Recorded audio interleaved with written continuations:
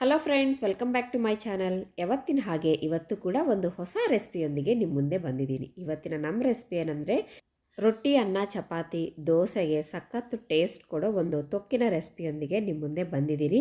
ಭಾಳ ಈಸಿಯಾಗಿ ಮಾಡ್ಕೋಬೋದು ಫ್ರೆಂಡ್ಸ್. ಈ ರೆಸಿಪಿನ ಒಂದು ಸಾರಿ ಮಾಡಿದರೆ ಮನೆಯಲ್ಲೆಲ್ಲರೂ ನಿಮಗೆ ಖಂಡಿತ ಮೆಚ್ಕೊಳ್ತಿರ್ತಾರೆ, ಅಷ್ಟು ಟೇಸ್ಟಿಯಾಗಿರುತ್ತೆ. ಇನ್ಯಾಕೆ ಲೇಟ್, ಮತ್ತು ಇದನ್ನ ಯಾವ ರೀತಿ ಮಾಡೋದಂಥ ಪ್ರೊಸೆಸ್ ನೋಡ್ಬಿಡೋಣ.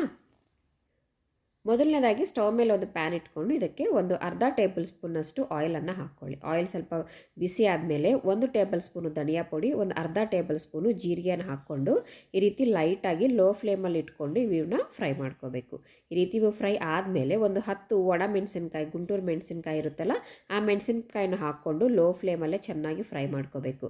ನಾವು ಈ ತೊಕ್ಕಿಗೆ ನಾವು ಯಾವುದೇ ರೀತಿ ಖಾರಕ್ಕೆ ನಾವು ಹಸಿಮೆಣಸಿನ್ಕಾಯಿ ಯೂಸ್ ಮಾಡೋದಿಲ್ಲ. ಸೊ ನೋಡಿಕೊಂಡು ನೀವು ಖಾರಕ್ಕೆ ಎಷ್ಟು ಬೇಕೋ ನೋಡಿಕೊಂಡು ಅಷ್ಟು ಒಣಮೆಣಸಿನ್ಕಾಯಿ ತೊಗೊಂಡು ಈ ರೀತಿ ಚೆನ್ನಾಗಿ ಫ್ರೈ ಮಾಡ್ಕೊಂಡು ಇವನ್ನ ಪಕ್ಕಕ್ಕೆ ಎತ್ತಿಟ್ಕೊಳ್ಳಿ. ಈಗ ಅದೇ ಪ್ಯಾನಿಗೆ ಇನ್ನೊಂದು ಟೇಬಲ್ ಸ್ಪೂನ್ ಆಯಿಲ್ ಸೇರಿಸ್ಕೊಂಡು 1-2 ಟೊಮೆಟೊ ಹಣ್ಣು, ಸ್ವಲ್ಪ ಹುಣಸೆಹಣ್ಣನ್ನು ಸಣ್ಣ ನಿಂಬೆಕಾಯಿ ಸೈದಷ್ಟು ತೊಗೊಂಡಿದ್ದೀನಿ.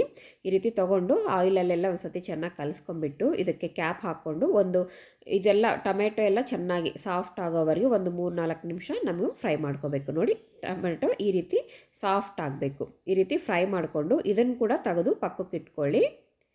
ನೋಡಿ, ಈ ರೀತಿ ಸಾಫ್ಟ್ ಆಗಿರೋದನ್ನು ತೆಗೆದು ಪಕ್ಕಕ್ಕೆ ಇಟ್ಕೊಂಬಿಡಿ. ಈಗ ಅದೇ ಪ್ಯಾನಿಗೆ ಇನ್ನೊಂದು ಟೇಬಲ್ ಸ್ಪೂನಷ್ಟು ಆಯಿಲ್ ಹಾಕ್ಕೊಂಡು ಇದಕ್ಕೆ ಈಗ ನಾನು ಬದನೆಕಾಯಿನ ಈ ರೀತಿ ರೌಂಡಾಗಿ ಕಟ್ ಮಾಡ್ಕೊಂಡು ಹಾಕ್ಕೊಳ್ತಾ ಇದ್ದೀನಿ. ರೌಂಡ್ ಅಂತ ಏನೂ ಇಲ್ಲ, ನೀವು ಉದ್ದಕ್ಕಾದರೂ ಕಟ್ ಮಾಡ್ಕೊಂಡು ಹಾಕ್ಕೋಬೋದು. ನಾನೊಂದು 1/4 kg ಬದನೆಕಾಯಿನ ತೊಗೊಂಡು ಕಟ್ ಮಾಡ್ಕೊಂಡ್ಬಿಟ್ಟು ಅದನ್ನು ಉಪ್ಪು ನೀರಲ್ಲಿ ಹಾಕಿದ್ದೀನಿ. ಉಪ್ಪು ನೀರಿಂದ ತೆಗೆದು ನಾನು ಈ ರೀತಿ ಪ್ಯಾನಿಗೆ ಹಾಕ್ಕೊಂಡಿದ್ದೀನಿ. ಈ ರೀತಿ ಒಂದು ಸತಿ ಎಣ್ಣೆಯಲ್ಲೆಲ್ಲ ಚೆನ್ನಾಗಿ ಇದನ್ನು ಕಲಿಸ್ಕೊಂಡು ಆದಮೇಲೆ ಸ್ವಲ್ಪ ಅರಿಶಿನ, ಅದೇ ರೀತಿ ಸ್ವಲ್ಪ ಉಪ್ಪನ್ನು ಹಾಕ್ಕೊಳ್ಳಿ. ಈ ರೀತಿ ಹಾಕ್ಕೊಳ್ಳೋದ್ರಿಂದ ನಮಗೆ ಬದನೆಕಾಯಿ ಕಹಿ ಬರದೇ ಇರುತ್ತೆ. ಇಲ್ಲ ಅಂದರೆ ನಮಗೆ ಬದನೆಕಾಯಿ ಸ್ವಲ್ಪ ಕಹಿ ಬಂದುಬಿಡುತ್ತೆ. ಈ ರೀತಿ ಎಲ್ಲ ಕೂಡ ಚೆನ್ನಾಗಿ ಕಲಿಸ್ಕೊಂಡ್ಬಿಟ್ಟು ಇದಕ್ಕೆ ಕ್ಯಾಪ್ ಹಾಕ್ಕೊಂಡ್ಬಿಟ್ಟು ಇದನ್ನು ಸಾಫ್ಟ್ ಆಗೋವರೆಗೂ ಕೂಡ ಮಿಡ್ಲಲ್ಲಿ ಅವಾಗವಾಗ ಇದನ್ನು ಸ್ವಲ್ಪ ಆ ಕಡೆ ಈ ಕಡೆ ಈ ರೀತಿ ಫ್ರೈ ಮಾಡ್ಕೊಳ್ತಾ ನಾವಿದು ಬದನೆಕಾಯಿ ಪೀಸ್ ಎಲ್ಲ ಚೆನ್ನಾಗಿ ಸಾಫ್ಟ್ ಆಗಬೇಕು. ನೋಡಿ, ಈ ರೀತಿ ಸಾಫ್ಟ್ ಆಗೋವರೆಗೂ ಕೂಡ ಇದನ್ನು ಫ್ರೈ ಮಾಡ್ಕೋಬೇಕು. ಈಗ ಸಾಫ್ಟ್ ಆಗಿದೆ ಅಲ್ಲ, ನಾವು ಇದನ್ನು ಕೂಡ ತೆಗೆದು ಪಕ್ಕಕ್ಕೆ ಇಟ್ಕೊಳ್ಳೋಣ. ಇದು ಕೂಡ ಕಂಪ್ಲೀಟಾಗಿ ನಮಗೆ ತಣ್ಣಗಾಗಬೇಕು. ನೋಡಿ, ಇದನ್ನ ಈಗ ಸರಿಯಾಗುತ್ತೆ ಈ ರೀತಿ ಫ್ರೈ ಆದರೆ. ಇದನ್ನು ಪಕ್ಕಕ್ಕೆ ಇಟ್ಕೊಳ್ಳಿ. ಇಷ್ಟರೊಳಗೆ ನಾನು ಒಂದು ರುಬ್ಕಲ್ಲನ್ನು ತೊಗೊಂಡಿದ್ದೀನಿ. ಇದಕ್ಕೆ ನಾವು ಮೊದಲನೇದಾಗಿ ಫ್ರೈ ಮಾಡ್ಕೊಂಡಿರೋ ಧನಿಯಾ, ಅದೇ ರೀತಿ ಒಣಮೆಣಸಿನ್ಕಾಯಿಯನ್ನು ಹಾಕ್ಕೊಂಡು ಒಂದು 7-8 ಬೆಳ್ಳುಳ್ಳಿ ಕೂಡ ಹಾಕ್ಕೊಂಬಿಟ್ಟು ಈ ರೀತಿ ಚೆನ್ನಾಗಿ ಕುಟ್ಕೋಬೇಕು. ನಿಮ್ಮ ಹತ್ರ ಒಂದು ವೇಳೆ ಈ ರೀತಿ ಕಲ್ಲಿಲ್ಲ ಅಂದಾಗ ನೀವು ಮಿಕ್ಸಿ ಜಾರಲ್ಲಿ ಕೂಡ ಹಾಕ್ಕೋಬೋದು, ಸೇಮ್ ಪ್ರೋಸೆಸ್ಸಲ್ಲಿ. ಈ ರೀತಿ ಚೆನ್ನಾಗಿ ಇದನ್ನು ಕುಟ್ಕೊಂಡು ಆದಮೇಲೆ ಈಗ ಇದಕ್ಕೆ ನಾನು ಟೊಮೆಟೊ ಹಣ್ಣನ್ನು ಸೇರಿಸ್ತಾ ಇದ್ದೀನಿ. ನಾವು ಫ್ರೈ ಮಾಡ್ಕೊಂಡು ಇಟ್ಕೊಂಡಿದ್ವಲ್ಲ, ಆ ಟೊಮೆಟೊನ ಇದಕ್ಕೆ ಸೇರಿಸಿ ಅದನ್ನು ಕೂಡ ಚೆನ್ನಾಗಿ ನಾವು ಈ ರೀತಿ ಕುಟ್ಕೋಬೇಕು. ಸಾಫ್ಟ್ ಆಗಬೇಕು ಎಲ್ಲ ಟೊಮೆಟೊ, ಅದೇ ರೀತಿ ಒಣಮೆಣಸಿನ್ಕಾಯಿ ಚೆನ್ನಾಗಿ ಸಾಫ್ಟ್ ಆಗೋವರೆಗೂ ಕೂಡ ಈ ರೀತಿ ಕುಟ್ಕೋಬೇಕು. ಈಗ ಇದಕ್ಕೆ ನಾವು ಮೊದಲನೇ ಫ್ರೈ ಮಾಡ್ಕೊಂಡು ಇಟ್ಕೊಂಡಿದ್ವಲ್ಲ ಬದನೆಕಾಯಿ, ಅದನ್ನು ಕೂಡ ಇದಕ್ಕೆ ಸೇರಿಸ್ಕೋಬೇಕು. ಬದನೆಕಾಯಿ ಈ ರೀತಿ ಹಾಕ್ಕೊಂಡು ಆದಮೇಲೆ ಈ ತೊಕ್ಕಿಗೆ ಬೇಕಾಗಿರೋಷ್ಟು ಉಪ್ಪನ್ನು ಕೂಡ ಹಾಕ್ಕೊಳ್ಳಿ. ಉಪ್ಪನ್ನು ಹಾಕ್ಕೊಂಬಿಟ್ಟು ಇದನ್ನು ಕೂಡ ಸಾಫ್ಟ್ ಆಗೋವರೆಗೂ ಈ ರೀತಿ ಚೆನ್ನಾಗಿ ಕುಟ್ಕೋಬೇಕು.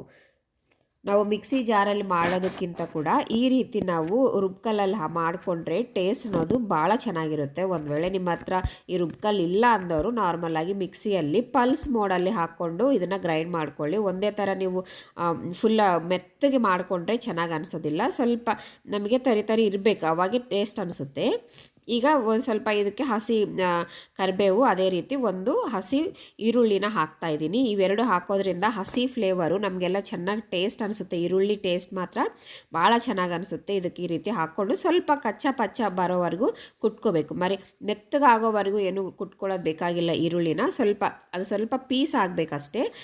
ಈ ರೀತಿ ಎಲ್ಲ ರುಬ್ಕೊಂಬಿಟ್ಟು ಇದನ್ನು ಈಗ ಒಂದು ಪ್ಲೇಟ್ಗೆ ತೆಗೆದಿಟ್ಕೊಳ್ಳಿ. ಇದನ್ನು ನಾವು ಇದೇ ರೀತಿ ತಿಂದ್ರೂ ನಮಗೆ ಈ ತೊಕ್ಕ ಅನ್ನೋದು ಟೇಸ್ಟ್ ಭಾಳ ಚೆನ್ನಾಗಿ ಅನಿಸುತ್ತೆ. ಬಟ್ ಇದಕ್ಕೆ ನಾವು ಸ್ವಲ್ಪ ಒಗ್ಗರಣೆ ಕೊಟ್ಕೊಂಡ್ರೆ ಟೇಸ್ಟ್ ನಮಗೆ ಇನ್ನೂ ಚೆನ್ನಾಗಿ ಅನಿಸುತ್ತೆ. ಸೊ ನಾನು ಸ್ವಲ್ಪ ಇದಕ್ಕೆ ಒಗ್ಗರಣೆ ಕೊಡ್ತಾ ಇದ್ದೀನಿ.